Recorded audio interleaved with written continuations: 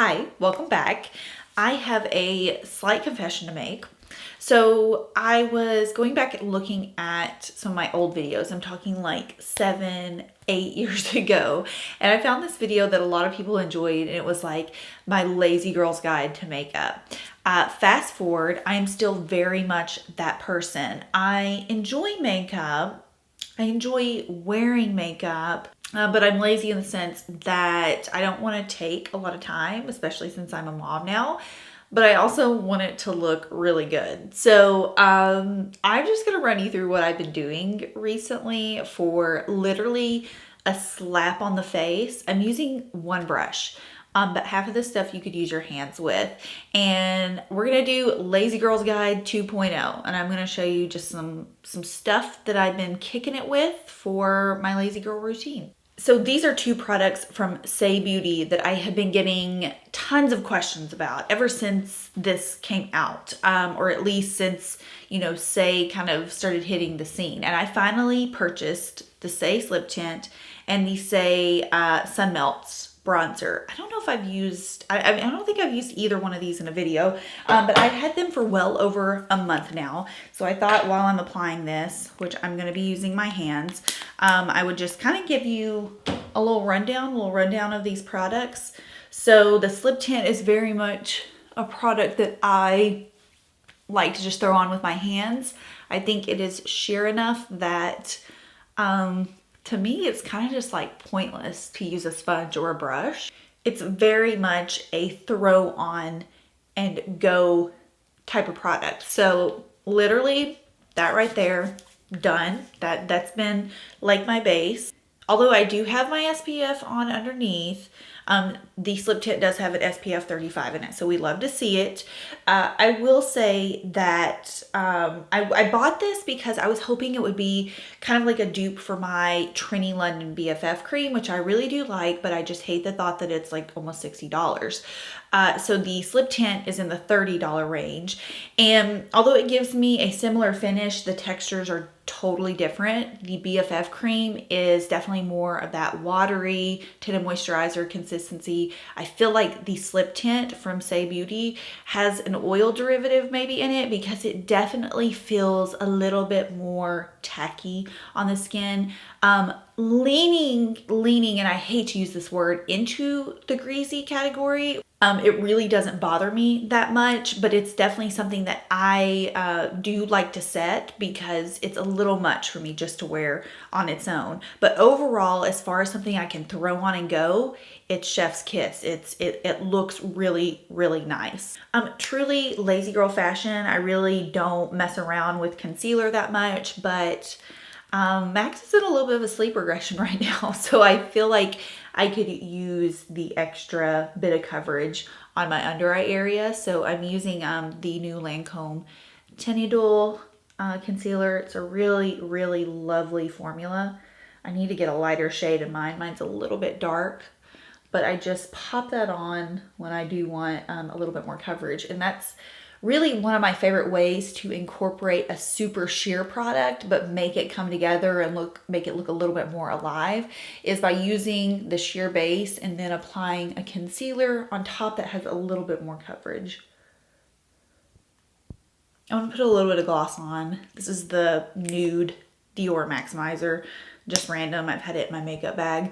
I hate going back on footage and just seeing like my lips looking extra dry. So base done. Now truly this Saie Beauty bronzer and the Slip Tint, they really go hand in hand together. I think they work super nicely. So if you are a no makeup throw on quick out the door person, I think this would be a pretty good investment because you do get a decent amount of product of the Slip Tint, and this would probably, the bronzer would probably last you a good while. It comes in a few different shades. I got the shade Light, and I like it. It applies really nicely. It is a bit on the warmer side, but what I like about it is that it does live up to its name. It is very melty when you apply it, and it's very easy to apply.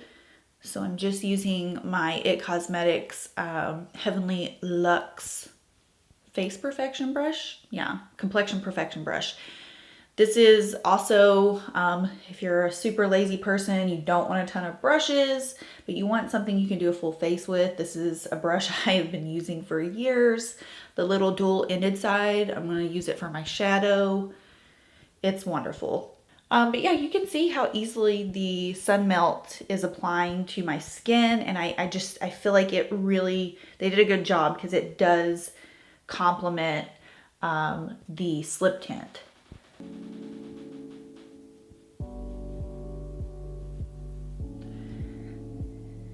So like I said, personally, I like to set the slip tint. So I'm going to be using my bareMinerals pressed mineral veil. My Charlotte Tilbury airbrush flawless powder is running really low. So I've been trying to kind of incorporate another powder that I have set up.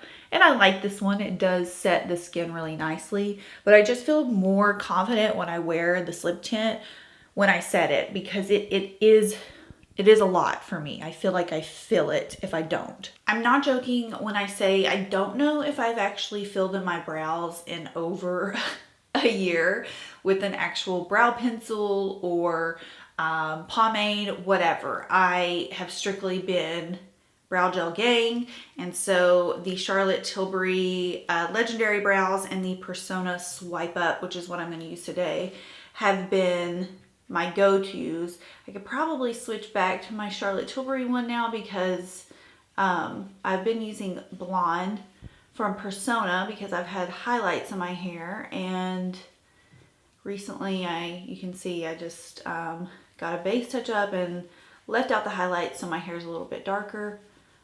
So I like the Charlotte Tilbury when I have darker hair and the Persona when I have lighter.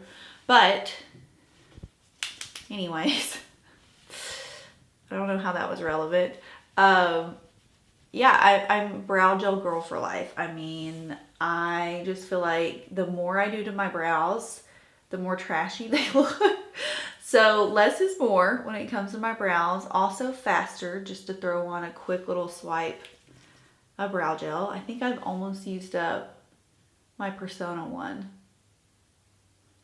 Okay, so let me tell you, when I'm doing very minimal face makeup, I really try to avoid pinks, oranges, red-based eye products because they just completely counteract the soft base, and I feel like they can sometimes make you look a little sick. Now this is if you have like a fair skin tone. If you have a deeper complexion, the warmer tones can be very complimentary, but for my skin tone, I try to stick with something that's around the neutral to maybe even cool line. So I'm going to use Bobbi Brown's Stone and Bark. If you're using caviar sticks, Stone is very similar to Cobblestone from Laura Mercier. So this is a nice, just soft, pillowy gray tone. It's like a grayish taupe. And I like to use this as a base all over. I like to bring it up to almost my brow bone. I don't like to have a highlighted brow bone. I just kind of like more of the undone look.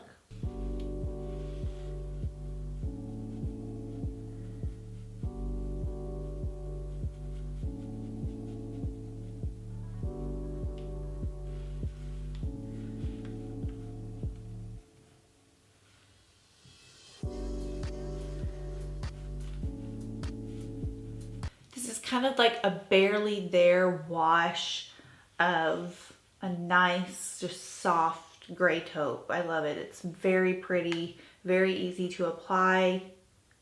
Like you can't really mess it up.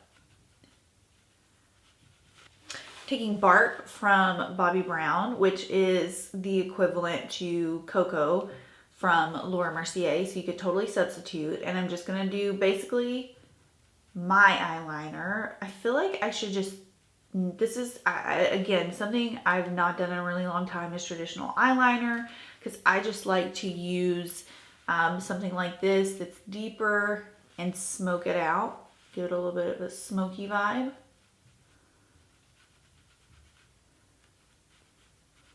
Not really smoky, I guess, more of like a hazy vibe.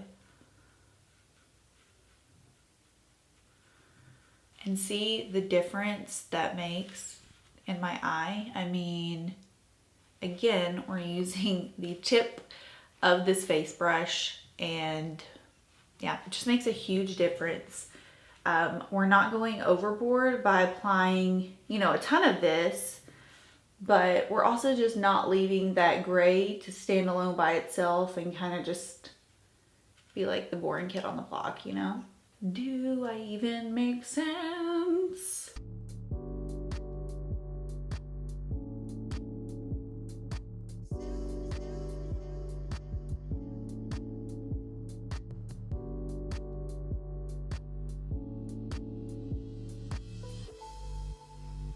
A little bit of mascara. I'm trying to use something different that's not my Maybelline Lash Sensational because, well, number one, I'm almost out of it, so it's like barely hanging in there, and number two, I feel like once I find a good mascara, I don't really try to branch out. This is Lancome Monsieur Big. I don't like this mascara, like when it's brand new. Truly, for me, for it to work nicely for me, it needs to dry out for a bit. So I've had this one for a minute. She's dried out. She's definitely working better for me. For lips, you know, we are doubling up here. I'm using my lip color also as my blush. And I think these are new from Bobbi Brown. They are the Luxe Defining Lipstick. I'm going to be using the shade First Edition. To me, it looks like a deeper, maybe mauvish nude. I have not tried these yet. So I love lipsticks like this because when they have the point, it just makes it super easy to line your lips and really fast application.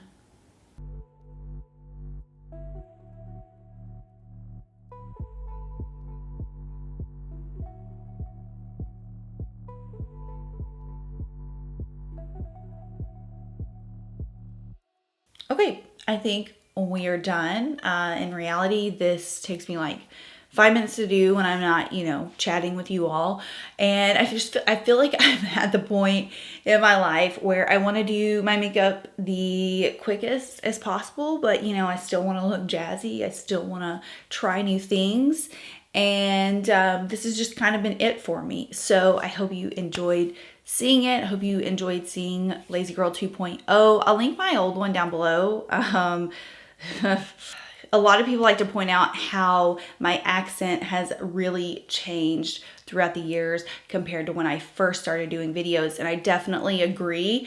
Number one, my degree was in communication, so I did some broadcasting classes, some speech classes, and kind of, I think that's where I really started noticing that I had a very heavy Southern accent, and people still say, you know, like, oh, I can pick up on your accent, but it's toned down from what it was. And I think just by making videos and learning presentation in general, it's definitely been toned down a little bit. So when you watch that video, or if you do watch it, you know, you're gonna notice a big difference in my accent. So elephant in the room here. Anyways, I hope you enjoyed seeing some of these products, and I will see you in my next one. Bye.